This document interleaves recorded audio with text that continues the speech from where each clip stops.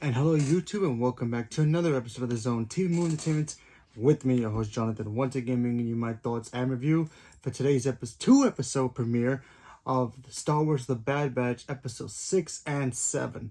That's right, for some reason they gave us two episodes back to back. I guess it was because maybe it's a continuing story for one and the other.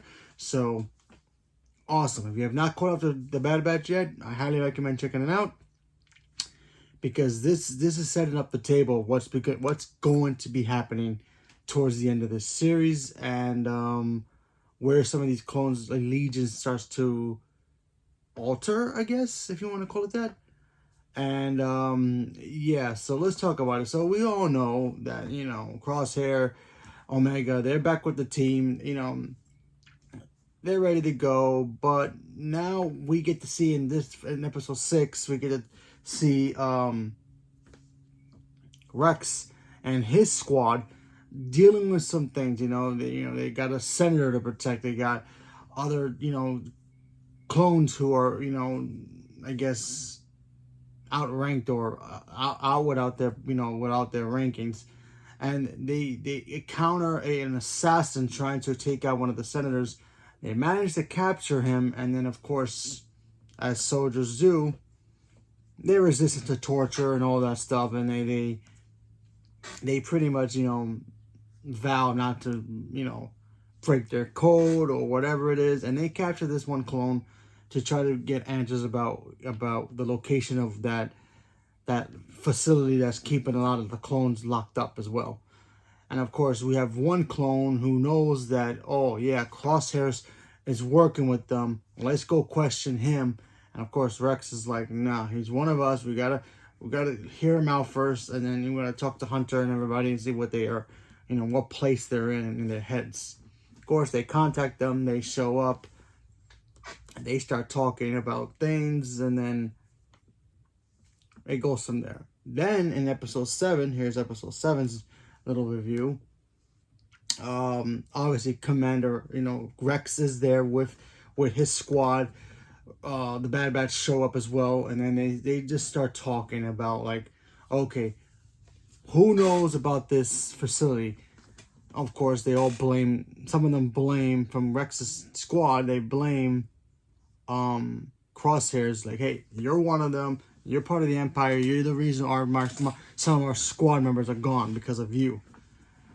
They start butting heads, of course, yeah. And then we get a mysterious ship show up, and a mysterious figure comes out of the ship and then starts, I guess, infiltrating the facility that the clones are at. And this is a clone himself. And then we find out later on that this clone is object to terminate the clone that got captured by Rex and his squad. So from one assassin to another, that's pretty interesting to see that how, yeah, one assassin fails, we got to send another assassin to take him out before they find a way to make him spill the beans or whatever the secrets are. So I thought that stuff was cool. And this guy, he shows up, he's dressed all in armor black, and he sneaks into their base without anybody detecting. He's so quiet as a mouse, and I thought that stuff was so cool. And then of course he spots Omega. He contacts headquarters and is like, hey, listen, I found the target that our bosses want. What do you want me to do? Stay there, as they tell him, and then we're on our way. So he goes to pursue to try to capture Omega alive, because they want Omega alive. So stun blasters, obviously. And yeah, and then we find out he's like some sort of super clone that Crosshairs was going to be a part of, but he refused, and that's why he ended up in the facility after he killed one of the generals from one of the squads who wanted to have him be a part of this. It's kind of like a super elite team, kind of like the Secret Service, where they're like so advanced that they, the mission comes first, kind of a thing. So they wanted Crosshairs to be a part of it. He says no. He assassinates one of the generals. He gets locked up in that base, and then we all know what happens now, where we are now. So the super guy, the super clone shows up, does this thing, starts laying some bombs on some ships, I guess, to be a distraction. And yeah, it goes from there. And then we get to see him fight Crosshairs in a river over a waterfall. I thought that stuff was really cool because Crosshairs was going to be a part of this team. He refused, and then the others, the super clone was like, hey, you betrayed us. You couldn't have all this. We could have been brothers together doing our missions, and you decided to play it safe. So Crosshairs and the team defeat him. He goes over the river, but we all know when a Star Wars character goes over a pit, a fall somewhere, and we don't see the body, most likely they're alive. Of course, we all know Boba Fett, Darth Maul, they fall into pits, they still survive. So a waterfall wasn't going to kill this super clone. So yeah, I thought that stuff was really cool. And now Rex and the team are literally going to go try to hunt down the base and try to rescue the other clones who are still trapped there. We also got to see Commander Wolf show up as well. If you remember him from the Clone Wars, he shows up. He's after, obviously, Rex and the team to bring them in because he has to capture Omega. Rex tries to convince him, hey man, the Empire's tricking all of us. They got our brothers in this facility. We need to get them out. You got to help us. Stop helping out the Empire. Of course, Wolf kind of gives him that brotherly nod. Like, I hear what you're saying, but I still have orders. So he just lowers his men's weapons and he lets them go. What's he going to do now? Hard to say. Could be that he's going to go try to find the base himself, or he may know about it and may tell Rex later. Hard to say, but I thought that stuff was really cool.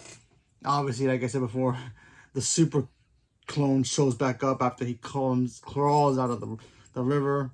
See what I mean? Everybody who falls into a river, a pit, or whatever, they all survive. Even the Emperor survived.